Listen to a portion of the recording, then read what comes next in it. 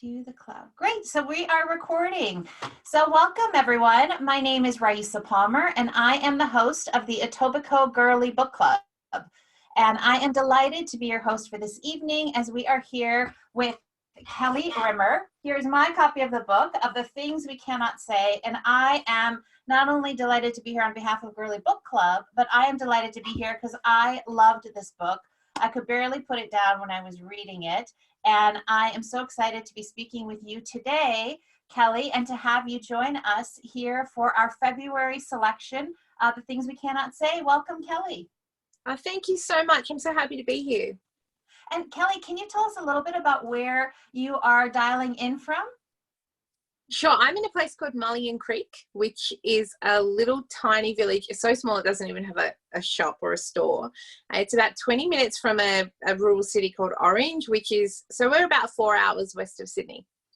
Oh my goodness. And so we talked a little bit earlier, but can you tell us a little bit about the effect of the wildfires that are happening on you and on your neighborhood? Yeah, sure. So the big ones were probably 150 kilometres from us was the big Blue Mountains one, which burnt 80% of the beautiful Blue Mountains that divide Sydney from this flatter western part of New South Wales where I live. But we had months. I think the smoke probably started about October, and only really since probably late January has it completely cleared. So we've had rain across the state kind of in the last 10 days, and that has put out all of the fires that were out of control. Thank goodness, finally. But it has been absolutely horrendous. And you know, I know you were saying that you've seen lots of it on the news. It just felt like, actually it felt kind of like the end of the world at times. You know, systems and services and institutions weren't quite keeping up because the scale of it and the number of people and families and buildings and wildlife affected is just almost hard to fathom. So we had a small fire. This window here leads to a hill, and on the other side of that hill we had a small fire that erupted from the kind of the ashes of a bushfire, of a bonfire that someone had in June. It was probably burning underground for months and months and months. And then one day it was 44 degrees. So I don't know, I can't do the conversion, but that's very, very hot. And it was quite windy, and the heat and the wind and the dry just erupted the smouldering into flames. And very quickly it was, you know, kind of 2 stories high and smoke and panic. But we were so fortunate because where we live, there is a rural fire service station just about a mile from our house, and they happened to be at the shed that day, just, you know, getting equipment ready and being prepared in case anything happened. And so they were here within minutes, which is so lucky because I live somewhere where there's big like a big wildlife reserve, a big nature reserve, you know, thousands of acres. And so had that been any worse, I think it would have been uncontrollable. So we're really fortunate. Well, our hearts and our thoughts from, I know, our Canadian chapters here, as well as those around the world, and especially to you and our members that are in Australia. Our prayers are out to you and all of your loved ones. Yeah, thanks so much. So I know that some of your other books are set in Australia. You're a prolific author. This is your 6th book that we had the opportunity to read. And can you tell us a little bit about yourself, your day-to-day life, kind of your family? Yeah, sure. So I have 2 children. They're 8 and 10, and I have 2 dogs. They are naughty. And my husband, and we live here in the country. And my day-to-day life, I do write quite quickly. I write fast rubbish, I like to say, but I'm a terrible writer but a good editor. So I tend to be working on 2 books at any given time because I find that is the best way for my process to work. If I get a bit stuck with one, I can, you know, go have a cup of coffee and come back and work on the other, and, you know, kind of till the creativity is flowing again.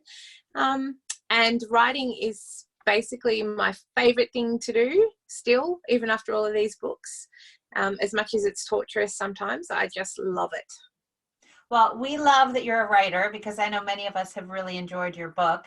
And in The Things We Cannot Say, and in your other books as well, there seems to be some recurring themes of sort of pain of separation, enduring love, a mother's relationship.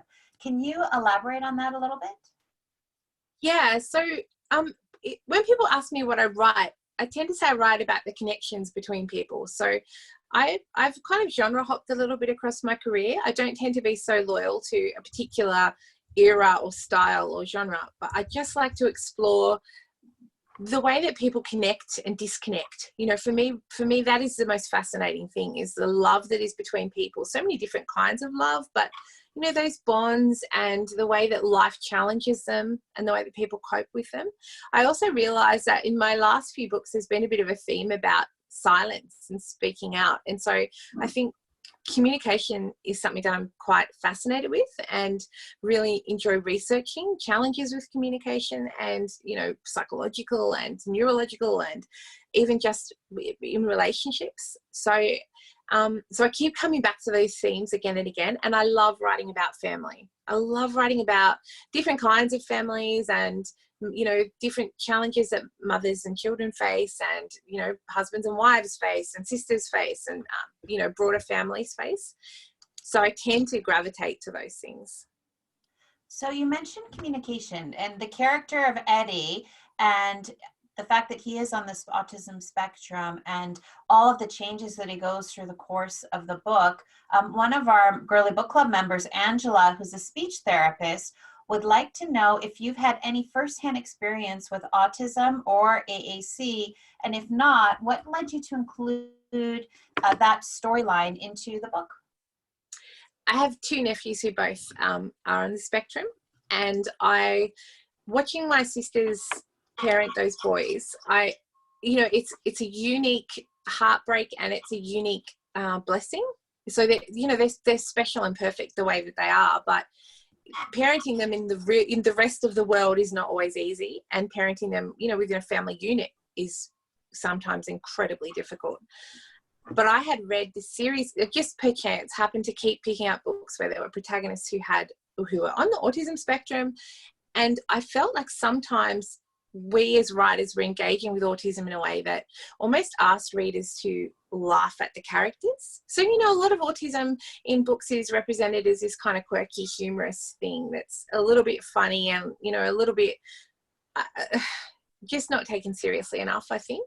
So I wanted to write about families like ours. So families where my sisters are both wonderful mums and their boys are both wonderful, but I wanted to capture something of the struggle that I had just seen in passing with them.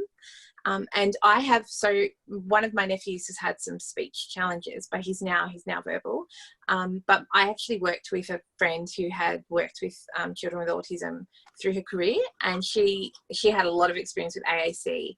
And so she actually, if I have captured something real in Eddie, and if anything of that is accurate, then all the credit goes to her. She was amazingly generous with the way that she shared with me, and the stories that she would tell me, and her, you know, her love for the children that she worked with, and her incredible knowledge and skill.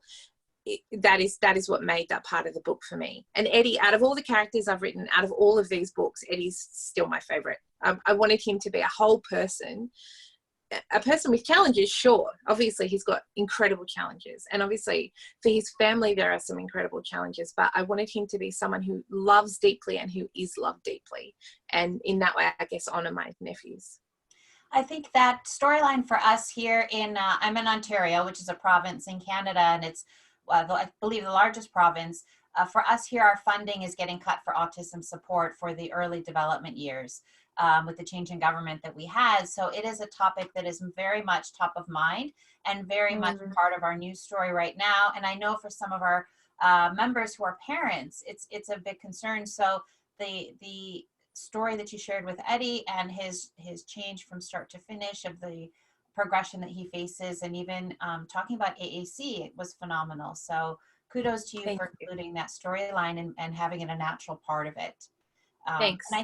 And even in the beginning, the first scene with Eddie when he's in the grocery store and he is obviously having, his world is overwhelming and he's having all these challenges with the yogurts and what he's doing. That lovely older lady that comes and visits Eddie and gives him the dreidel. How did you decide to include her? And afterwards, obviously, we realized it's foreshadowing. And I kept expecting her to come back to the story. What happened to her?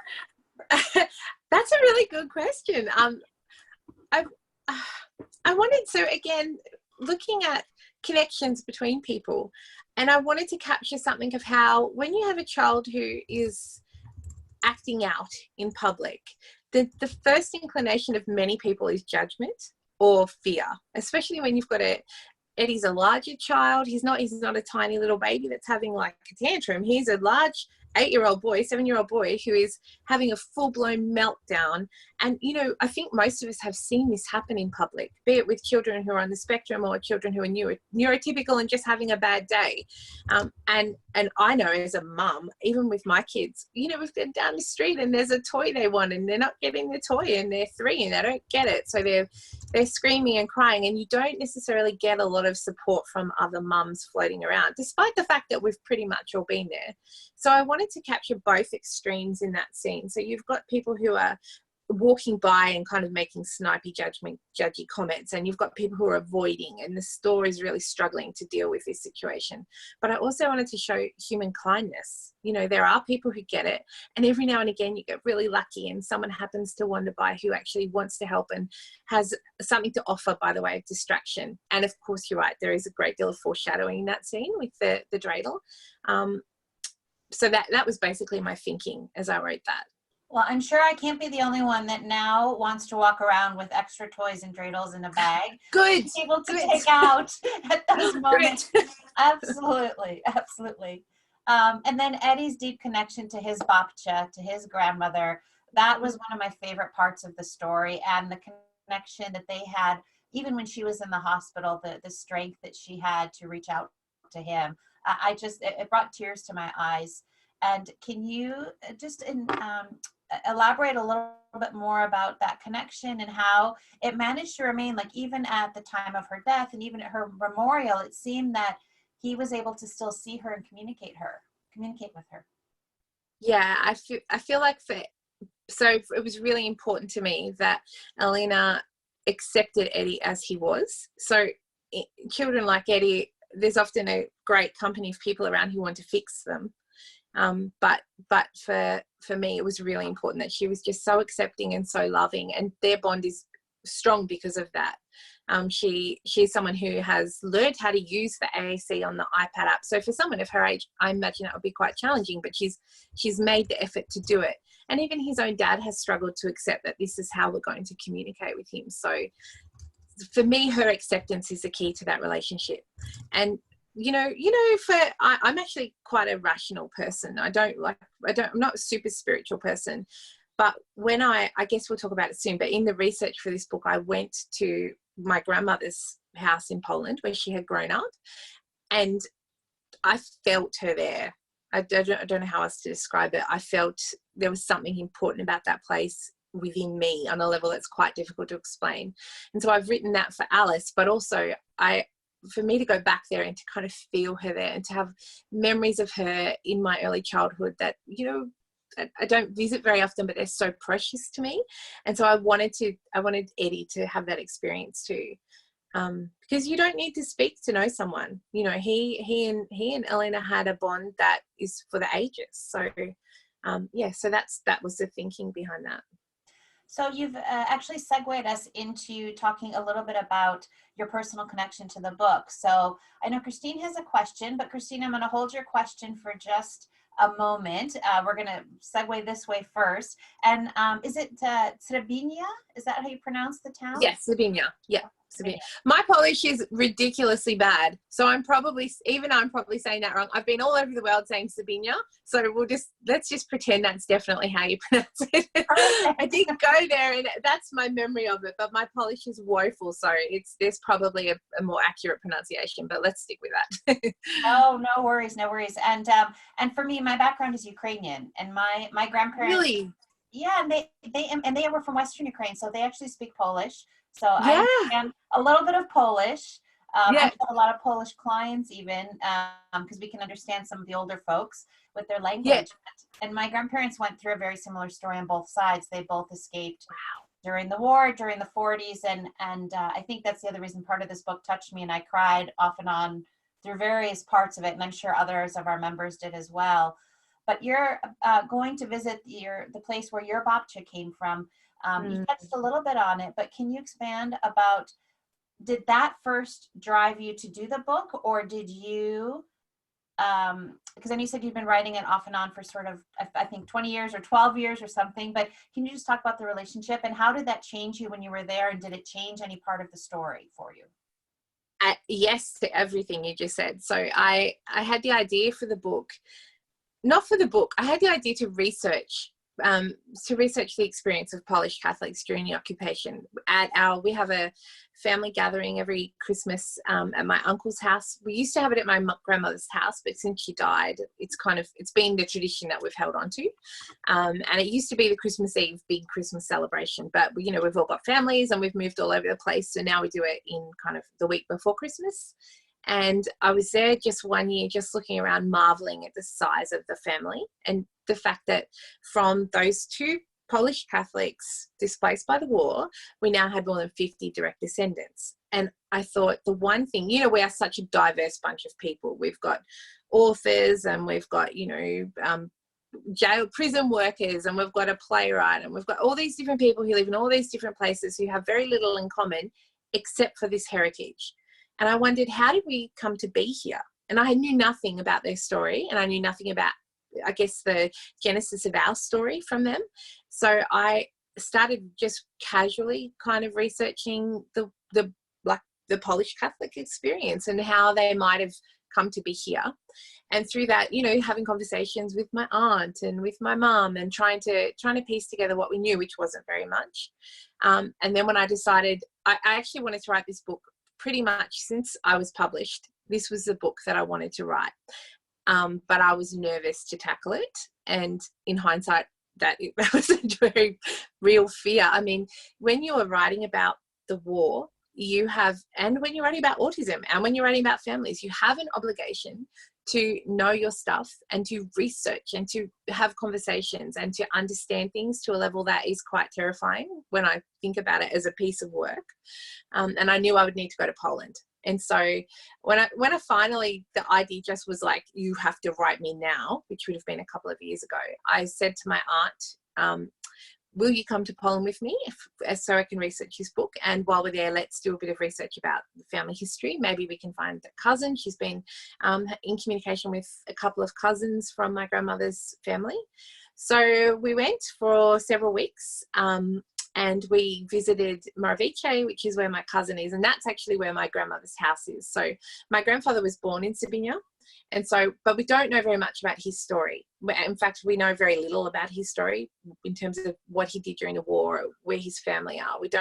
We've lost touch basically with that whole side.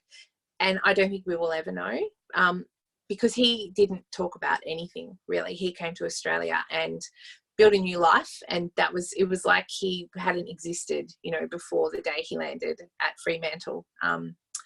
On the west side of Australia.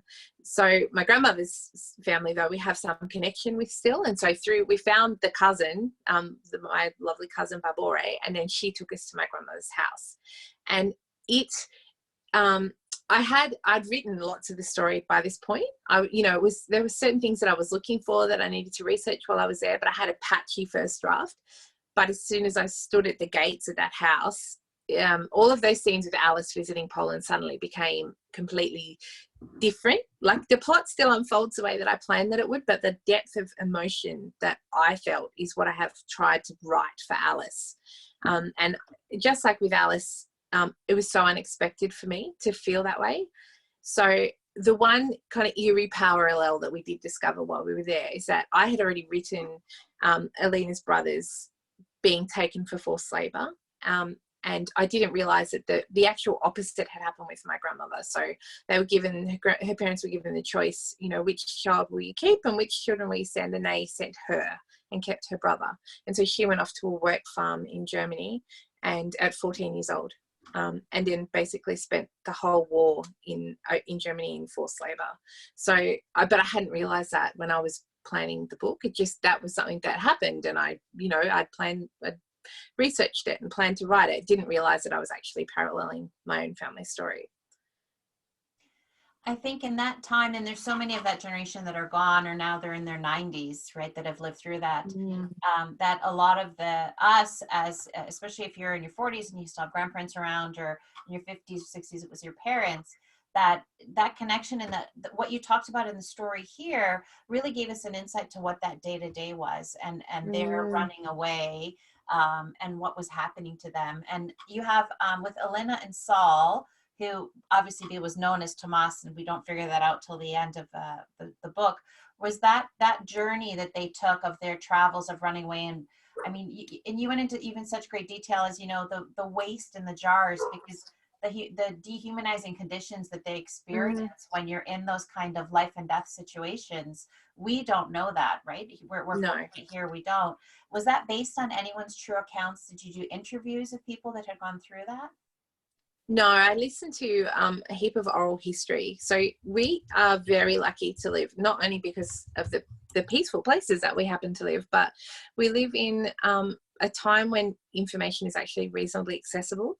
And sometimes this is kind of part of what I was trying to say. Sometimes we take that for granted, that you can just know things about people and you can ask the questions and you can Google. We have this resource that has all of the information in the world, and you can just go off and listen to someone speaking about their experience during the war.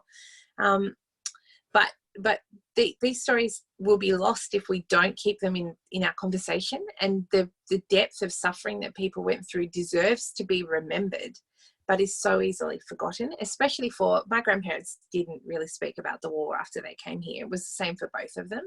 They were so traumatized by it. It's something that it's hard to talk about. And I think particularly in the 50s, we didn't understand that if you don't talk about things, they rot you from the inside. That depth of trauma. And my grandfather became an alcoholic, and even my grandmother, they built a really beautiful life here, but their trauma is evident in the way that they lived out that life. And so we don't necessarily have their stories. And I was hoping that my grandmother died when I was 6. And so I can't just sit her down and say, can you please tell me about what you went through, and what things did you learn? What lessons did you learn that I need to know about? And what things do you wish the world understood? It's too late now. So I was hoping that some people would read the book and then have that, the impetus to have that conversation while they can. Well, I, for one, am. We just lost my grandmother at 98 in March. Oh, I'm sorry. Thank you. But a nice, fabulous, fabulous life. And my grandfather, with both of them, we've been recording them. So absolutely. Oh, I know there are others. So wonderful. Well. Yeah. So, and the sad part is that this story now is still being played out year after year with other displaced persons and other refugees. The stories are the same, right? The times are different, but unfortunately the stories are the same. So I think what you said about having to make sure to tell the story is incredibly important. And how you wove the story and the multiple storylines is one of the most engaging things about this. And Christine has a question for you live. So I've unmuted. Hi, Christine. How you going? Hi. Yes, I'm eating soup on mute over here. Oh, nice. So first of all, I wanted to say, I love this book so much. And I'm a voracious reader, and this is one of my favorite books in a long time. So thank you for that. Yes, it's very kind of you. That ties into my question, because I thought a lot about why did I love it so much? And I think you so masterfully took this heart-wrenching topic from the past. I think there's so much literary fiction or historical fiction about this time frame that's so hard to read. And you split that up with this theme that's current in the lives of the people I know, like literally down to it being in Florida and Publix, and fear that their children are on the spectrum, and how to handle that. So the way that you broke that up, not only the way you interspersed it, but you let the mystery unfold on both timelines. And in a way, you kind of had us, you let us be like a little bit of the head, right? You let us know, like, oh, they may have had relations, right? Like a little clue before it unfolded on the other timeline. And I just wondered, as, kind of like a hobbyist writer, how much of that did you plan out, or did you edit back in? As you said, you're a great editor. How did you figure out how to marry those two things together so amazingly? Oh, that's a really hard question. How do you work? Maybe that's a better question. It's a good question, but it's a hard one. You know, we talk about plotters and pantsers with writing, and some people just fly by the seat of their pants and some people plot. I think my outline that my poor long-suffering editor got for this book was probably 15 pages long. So before I started writing, and actually I remember vividly that the outline for this book had Elena, I knew kind of basically where it was going to break down and how, because, you know, that you're always trying to tie two things together a little bit. So you're breaking between these really different scenarios, but you're trying to keep some continuity where each narrative breaks. And so for me, what works really well is planning. I plan it. Before I write a word, I know what the last scene is going to be. Okay. So you plan all of that in terms of, you know, what point we would learn certain facts. Do you find when you're writing, you change it ever, or you're sometimes I get surprised by something. So for the most part, though, I know, you know, sometimes I'll be writing and I think, oh, the scene's going to go this way, and then something will happen and I'll realize, no, it's got to go this way. But for the most part, what I plan is what I write. For the book that is coming out in April, I wrote the outline in 40 minutes, and what is in the book matches the outline almost exactly. So it just, that kind of came to me as like a whole piece of a, you know, puzzle. But with the things we cannot say, I think it was because I had been stewing on it for so long before I started writing. And so, you know, there were surprises and there were things that didn't go, you know, that in the end there were connections and linkages. The writer's brain is a weird place, you know, in the back of my subconscious, things must have been working and then they suddenly come together as I'm writing. But for the most part, it's according to the plan. Awesome. Well, thank you so much. I loved it. Oh, no worries. But, you know, you have to do what works for you. I have friends that don't plot at all and their books are better than mine, you know, so it's all about just how you work. Thank you so much.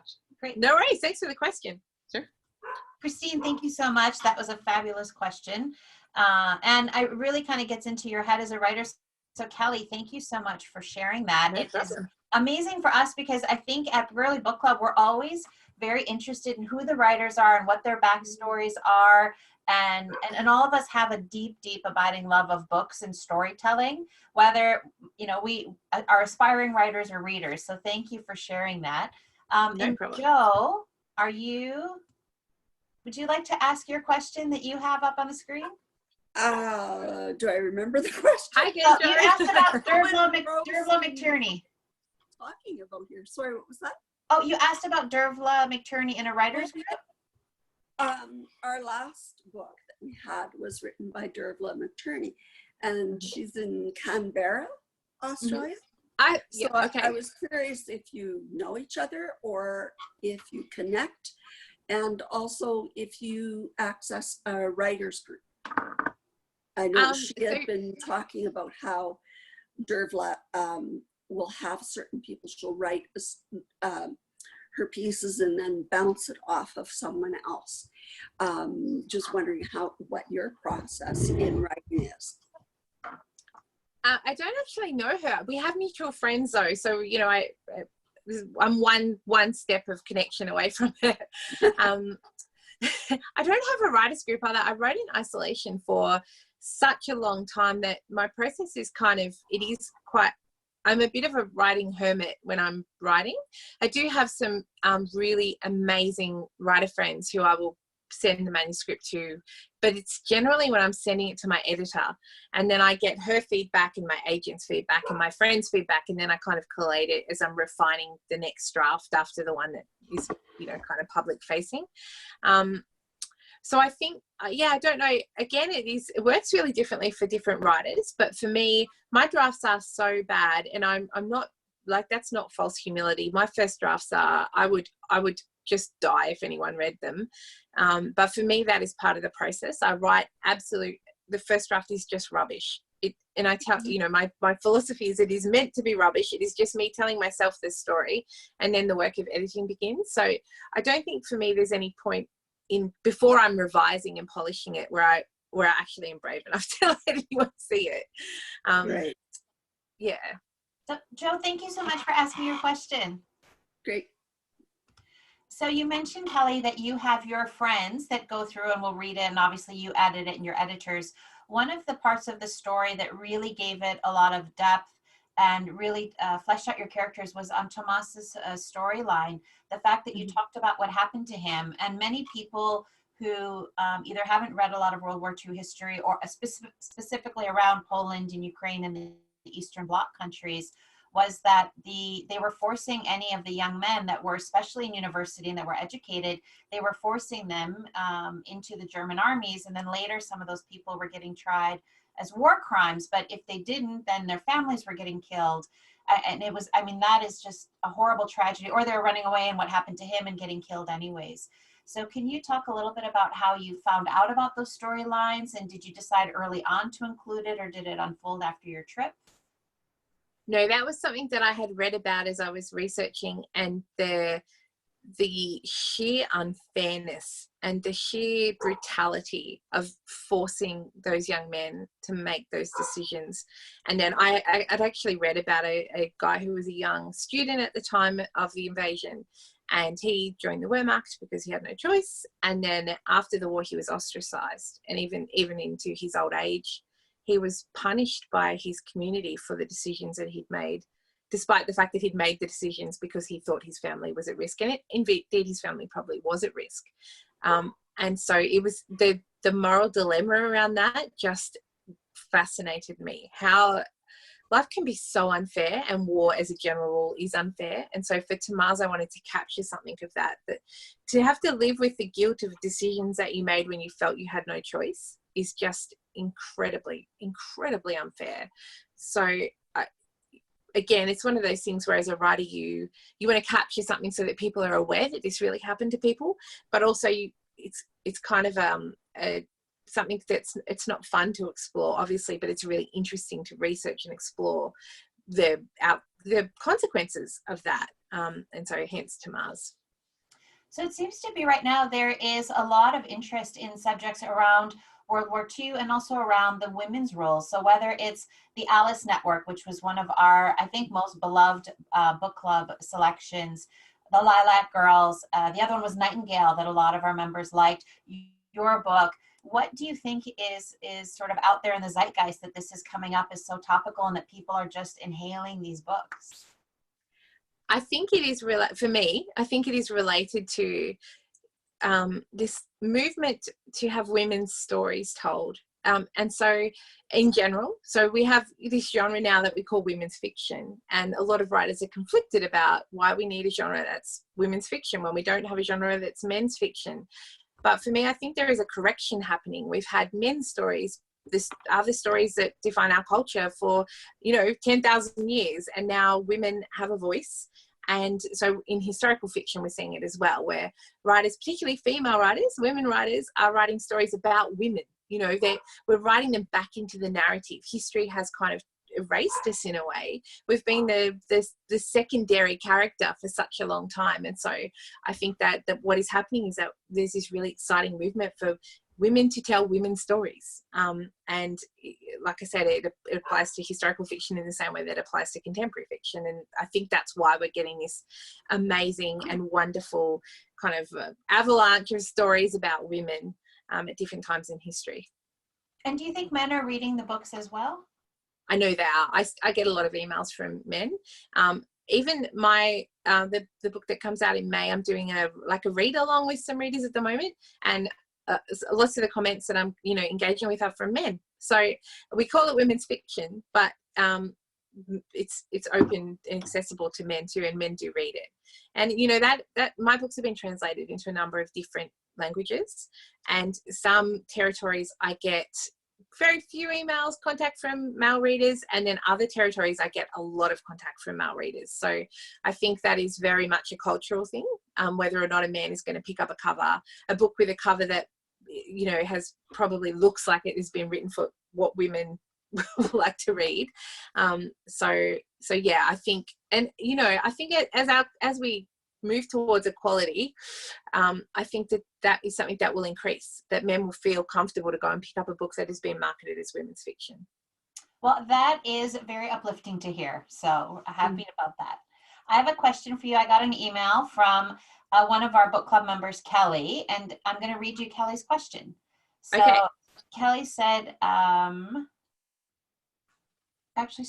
she says, Dear Kelly, so she's speaking to you, Kelly. It's from Anne Marie. There we go. Oh, okay, okay. There we go. Okay, so good evening, Kelly. Thanks so much for an amazing book. I really enjoyed it and found it incredibly moving. I was struck by significant parallels between two conversations. Between Tomas and Elena, where he confesses that he initially collaborated with the Germans, and although this turns her world upside down, she still loves him enough to accept what he's been saying and to risk her life to support him. And then the parallel conversation is between Alice and Wade when she initially tells him of her grandmother's request that she wants to go to Poland, and Wade's love for her is such that he supports the trip and takes on significant work by offering to support the family while she is away. So Anne-Marie continues to say, I like how much the love between the two couples is evident, and I also like that in one case, it's the male asking for something of the woman, and in the other case, it's the other way around. Can you comment on whether you intended parallels in these two conversations? Yeah, that, you know, I was talking about in the back of the writer's subconscious, there are connections being made that aren't necessarily intentional, but then you see them as you're writing, and then you can play around with them a little bit. So that is those two relationships for me. There are significant parallels, but the challenges that both couples face are expressed so differently. So for Wade and Alice, they've got particular challenges and they're trying to work through them together. And obviously there are barriers, but the courage that Wade shows and that Alice shows in fixing up the challenges in their life, for me, that's the most important part of that book, is them trying to reconnect, trying to communicate, trying to sort it out as a partnership. And it's not always easy. And it's the same for Tomas and Elena. Obviously, the scale of what they're facing is immense and, you know, so difficult. Whereas for Alice and Wade, it's quite localized to their family. But at the same time, at the end of the day, it comes down to an abiding love between people and communication and trust. And hope. And so, yes, so when I was writing the book, I wasn't necessarily planning it, but as I was writing, I could see it. And I'm actually really amazed that you picked up on that, Anne-Marie. So thank you very much. Well, and Anne-Marie, I think we need to have a conversation with Anne-Marie. I wish she was here today because she's got another great question. Oh, she good. also asks, can you please elaborate on the things we cannot say theme? Edison literally is nonverbal. And due to her stroke, her grandmother also loses the ability to communicate. And then we have the Polish resistance, which has to keep their communications hidden from the occupying Germans. And the mother cannot accurately describe the source of the smoke. Does she really know from the camps? And then even the German people cannot find their basic human empathy for their fellow Germans who happen to be Jewish. There's a lot of questions. Can technology like the AAC and the photographs documenting what is happening help? So I don't know if you want to take part of those. Yeah, sure. There are other things that people can't say in the book. For example, Elena has had all of this time with her children, with Julita and with Alice, where she could have shared her story, but couldn't share her story, if you know what I mean. So there's so much left unspoken, even for Saul / Tomas in the US after they, you know, flee. There are things that he can't speak about. And then there's things between Alice and Wade that can't be spoken about. And even for little Callie, there are things that she's struggling to speak about. But the freedom and the resolution in the story comes when those barriers are overcome. So be it through the photograph, which triggers, you know, the box of mementos, it triggers this amazing journey for Alice.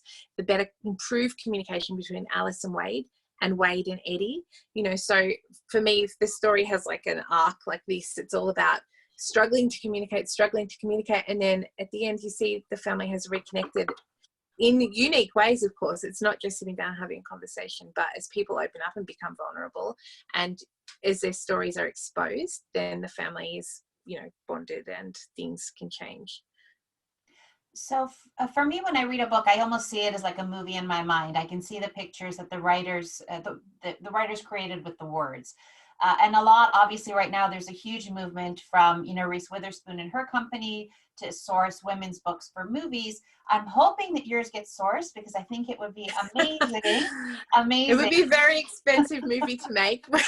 Yeah. But, hey, Saving Private Ryan was made. So, that's true. You know, that's why true. not? And a lot of other war movies. 1917 was just out and nominated. Very good point. who would you want for your main characters? Like, who would you picture playing Babcha or a young Tomas and a young Alice? That's a really hard question, because for me they look like something, and I think of course it would be amazing if one of my books, if this book in particular, was ever made as a movie, but I think I would be so bad at casting, because they would say, oh, here's this fabulous A-list actor, and I would be like, well, that's not what Alice looks like, so Erin did ask me this question when I was in Toronto, and I think I really like Lizzie Kaplan. So I think I would probably cast her as Alice, just because I like her, not necessarily because Alice looks like that. We thought maybe Saoirse Ronan might be a good young Alina. Yeah. And I can't remember, we bounce this back and forward, and I can't remember who we thought of for Tomas. It's really difficult. As a writer, I'm trying to paint a framework of the story for you as the reader to fill in with your own imagination. And so I'm trying to drop just enough clues throughout the story so that you can kind of get an idea for Alice. She's this age and she's this kind of build, but I don't want to make it so explicit that you can only picture Lizzie Kaplan, if you know what I mean. So film is such a different medium. And I think people who make films are so gifted and wonderful to be able to tell a story that way. But for me, there is a movie playing in my head, and I know the movie in your head is going to be different. And that's the magic of it. You're going to follow this story that's existed in here for 10 years, and it's going to play out in your mind as pictures, but everything will look slightly different because you're bringing your own experience to it, and that's how you own it. And that's the magic of it. And if you've read the book and you've cried, and you've connected deeply enough to cry, like, that is, how amazing is that? You're in Ontario, I'm in Australia writing this book, and yet somehow the words have become real enough to you to feel something for the characters. It is just the greatest honor. So I'm sorry that's not a very good answer to your question.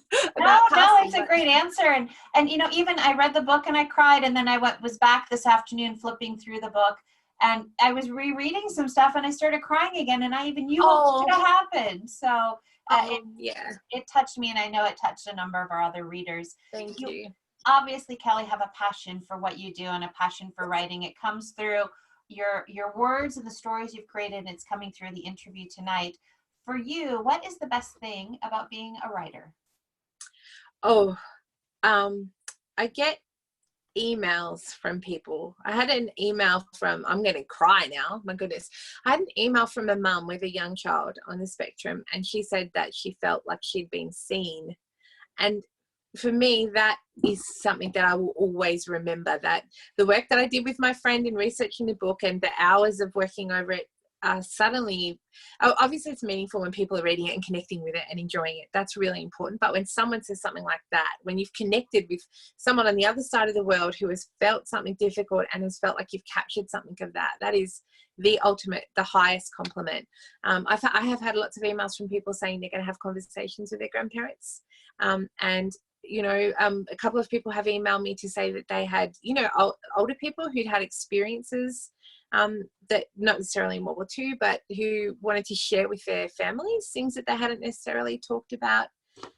All these things, when there's connections, so it probably sounds a little bit funny, but I'm here in Australia, so far away from some of the people who are reading my books. And then when I was in the US on tour recently, and I was talking to people who'd read the book who live in Toronto, or so far away from my daily existence, and I'm seeing my books on shelves, and it's suddenly real, that people are reading these things and connecting with them, and it's magic. It is exactly the magic that I wanted to master when I was a kid, and I read Heidi, and I wanted to be able to write stories that people loved, and I'm getting to do it. Like, it just, sometimes it's still surreal. So that's probably it. Well, you're an inspiration, and I think the words and the pictures that you paint are fabulous to read, and I can't wait to read your next book coming up. So can you talk about what projects you've got on the go? I actually have a copy here to show you. So this one is out in April in North America, on 14th of April. It looks like this in Australia. It's out next week here. So it's, you know, different colors. I saw that cover on your Instagram. Yeah. So you'll have to put the other cover on your Instagram to say, hey, this is coming to North America. That's a good idea. I will. So it's a story of two mothers. In 1959, we have Grace, and she is a young mum, quite a young mum herself, and she's got 4 children very close in age, and she's really struggling with postpartum depression. And so then in 1996, we have her daughter Beth, who is also, she's been trying to have a baby for 6 years, lots of fertility treatments and lots of heartache.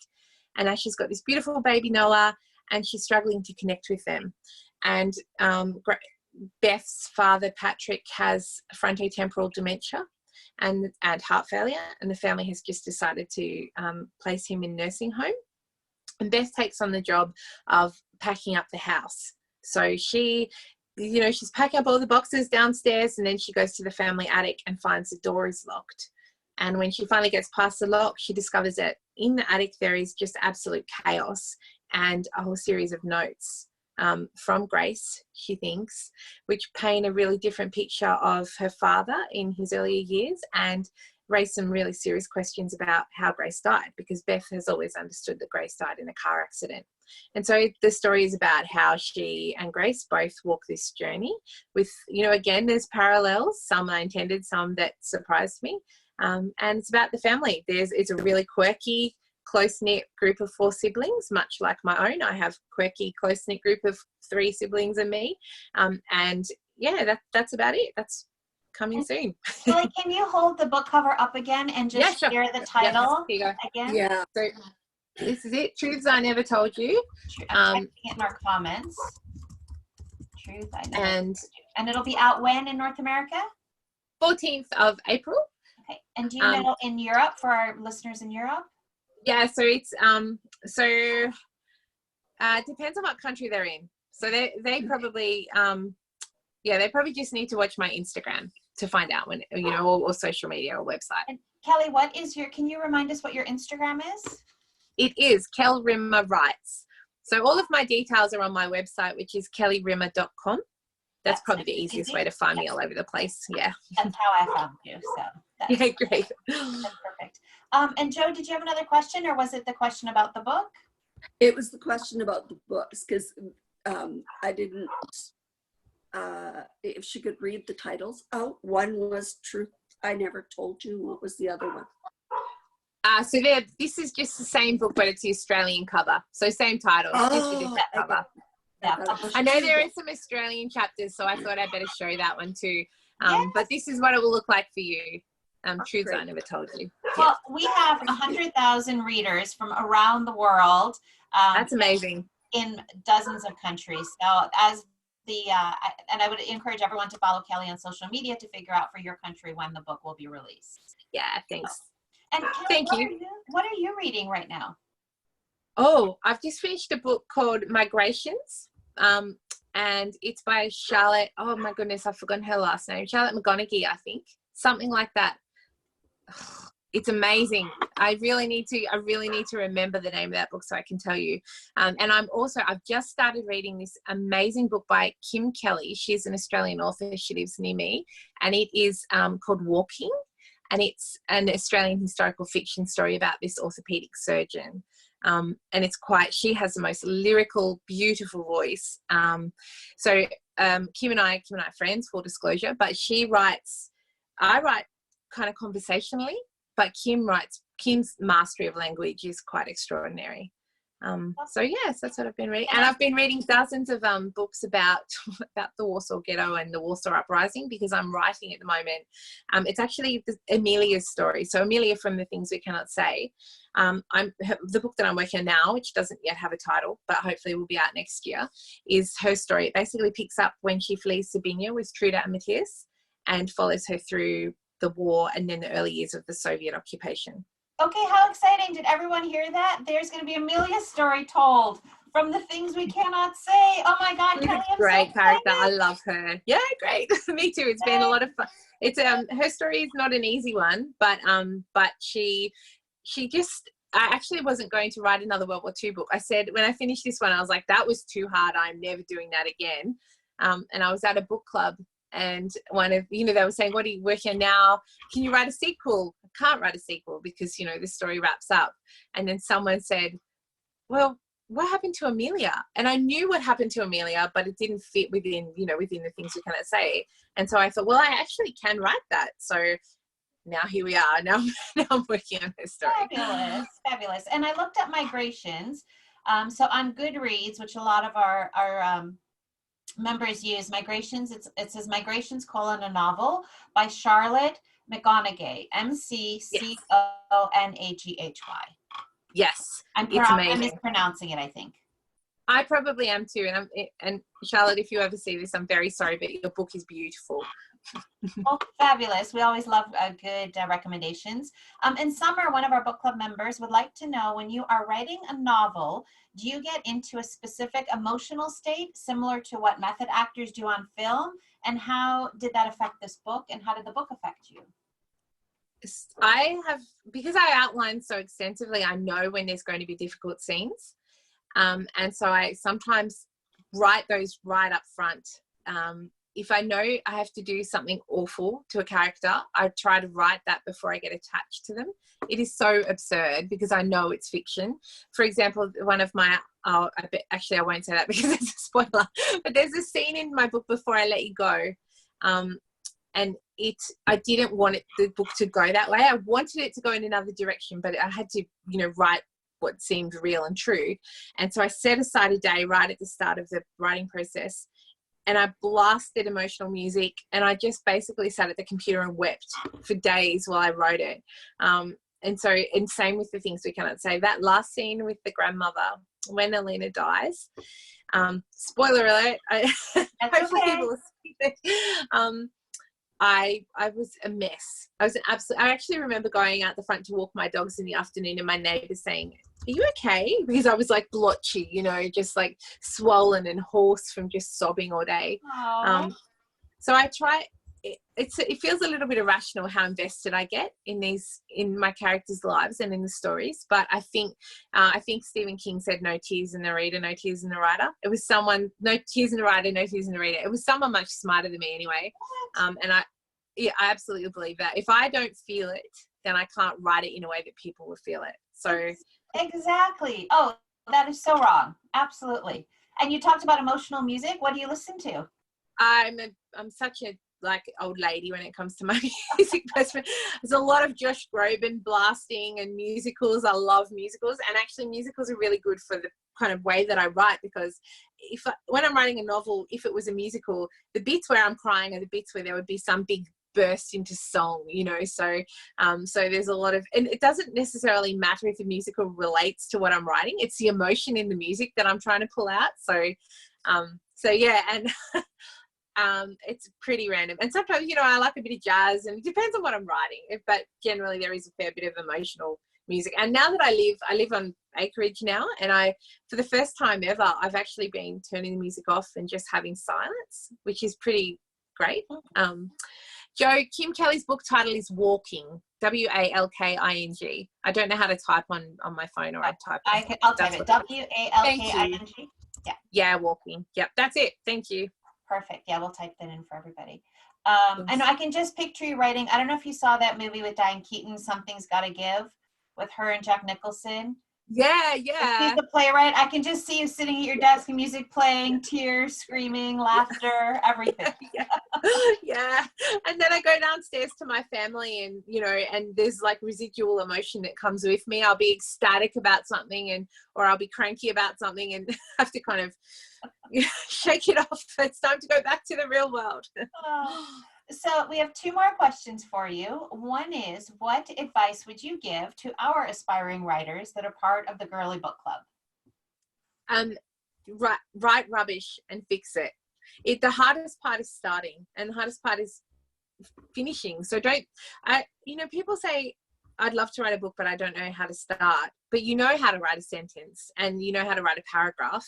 And if you can write a paragraph, you can write a page. And if you can write a page, you can probably write a chapter. So, break it up in your mind into smaller bits and just get them finished. Once you've got a rough draft, it doesn't matter how rough it is. Some of my first drafts, I'll say, oh, I finished a draft, but they'll be, insert chapter here where this happens, you know. So if I get stuck, I just kind of skip it. And then I always know I can go back and fill in the gaps. So I am all about just finishing something. You can polish it for years if you need to, but just get something written, and don't be put off by the size of a novel. Maybe tell yourself you're just going to write the page, because it's too overwhelming otherwise. So break it up into bits and just get the thing done.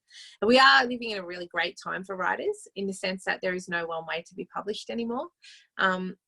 I see Joe saying something about Margaret Atwood, who of course I adore. I can't quite see the end of the comment though. Joe says, Margaret Atwood says, the trash bin is your friend. So she's agreeing with you. That's exactly right.